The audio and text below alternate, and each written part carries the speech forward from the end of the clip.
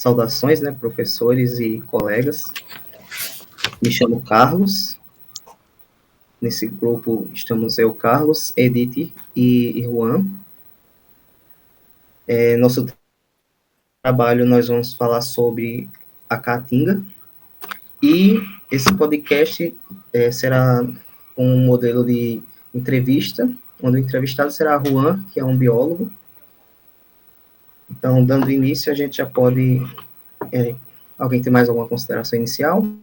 Então, Juan, qual é a importância da preservação da caatinga para o ecossistema brasileiro? A caatinga, ela é um ecossistema extremamente importante porque ela é única, né? Ela é um ecossistema endêmico exclusivo aqui da região nordeste do Brasil.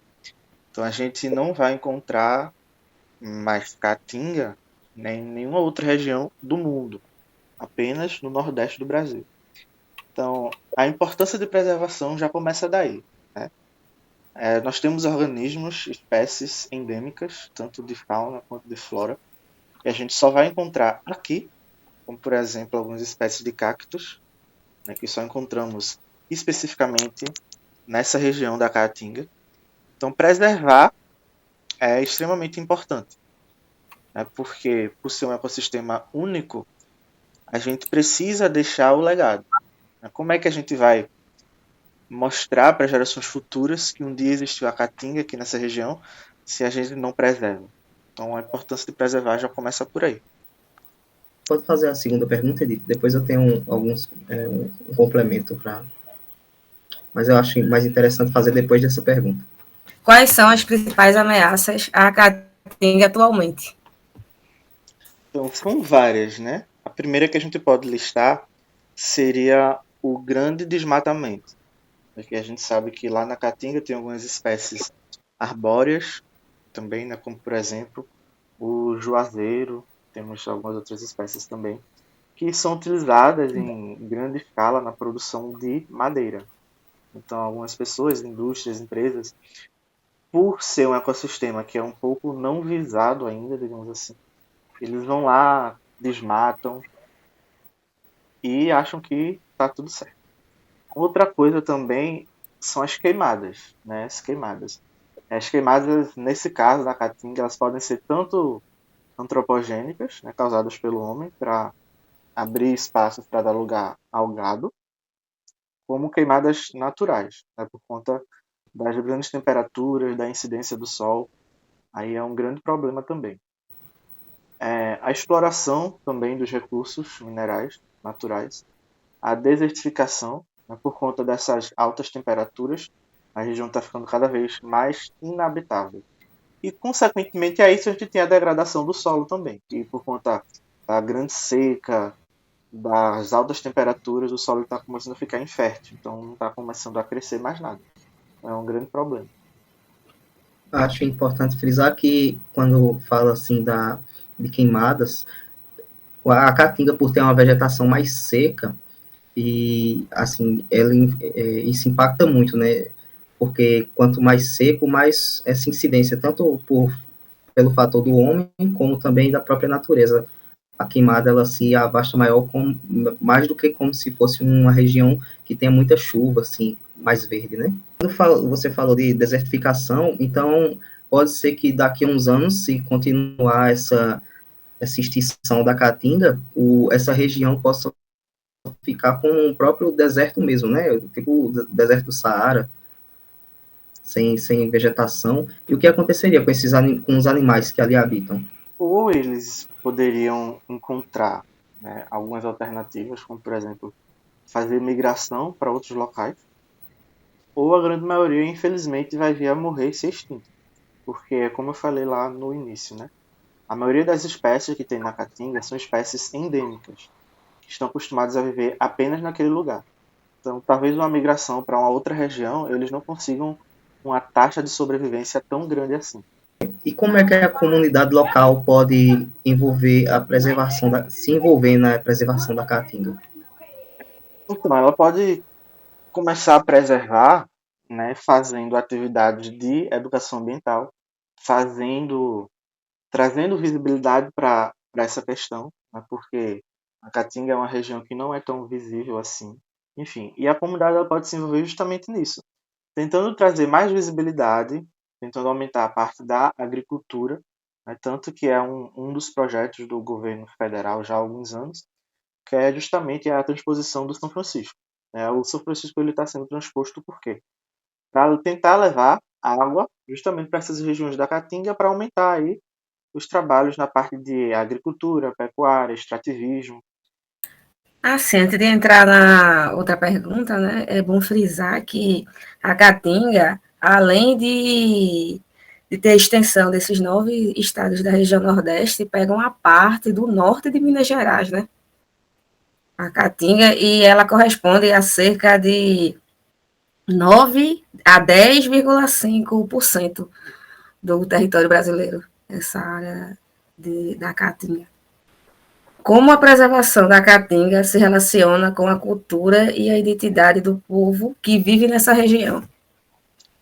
Então, a relação das pessoas com a Caatinga, ela já não é de agora, né? Tanto que na cultura da região a gente tem vários nomes de pessoas que foram extremamente importantes para trazer essa visibilidade para aquela região.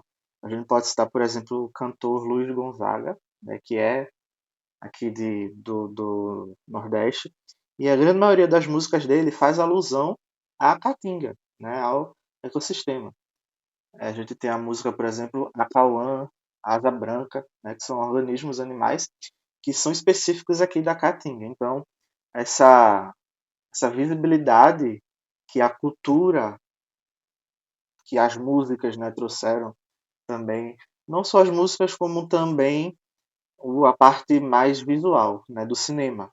Por exemplo, um dos grandes nomes nacionais que a gente tem que se passa, né, no meio da Caatinga é o famoso Alto da Compadecida, né, que se passa numa região totalmente de Caatinga. A gente percebe assistindo ao filme, e a gente percebe a importância da valorização que as pessoas têm com esse ecossistema. Então, a cultura assim está bem entrelaçada com a região, justamente por isso. E assim, professor Juan, você falou, citou aí, né, sobre esses artistas, né, esses filmes, né, séries, etc. Também tem a história do cangaço também, né? Isso. Lampião, né? Também, né? Que aconteceu, né? Entre essas caatingas, né? Essa, essa disputa, né, essa luta aí que tinha era nesse bioma, né? Na caatinga. Exatamente. E agora vamos para a nossa próxima pergunta, né? Quais são os ecoturismos e atividades motoras que podem ser administrados na Caatinga? Então, essa parte de turismo, a Caatinga ela é bem rica, né? Como eu falei anteriormente, um dos atrativos que a gente tem na região de Caatinga, pelo menos aqui no estado de Pernambuco, é atividades turísticas voltadas ao rio, né? Aqui o estado de Pernambuco, grande parte da divisa dele com a Bahia e com o Sergipe é através do Rio São Francisco, né, que é utilizado amplamente aí nessa parte de ecoturismo. A gente também pode citar as trilhas, né, que tem nas diversas montanhas que a gente tem.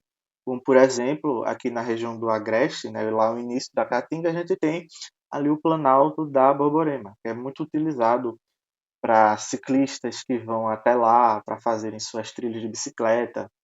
Também a gente pode citar o Vale do Catimbau, lá na região de Buíque, que é extremamente procurado para aventureiros, né, aventureiros, biólogos, também outras pessoas que queiram ter mais esse contato maior com a Caatinga. Eles procuram essas regiões para irem, tanto para fins científicos, né, para estudos, quanto para também fins de lazer, né, que é justamente o ecoturismo.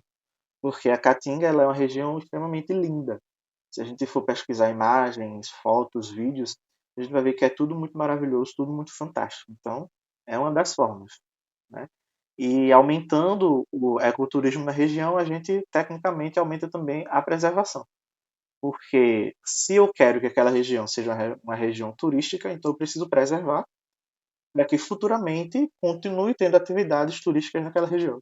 O Vale do Catimbau é ótimo. Eu fiz uma trilha lá E outro lugar também de ecoturismo maravilhoso é em Piranhas, né? Alagoas, né?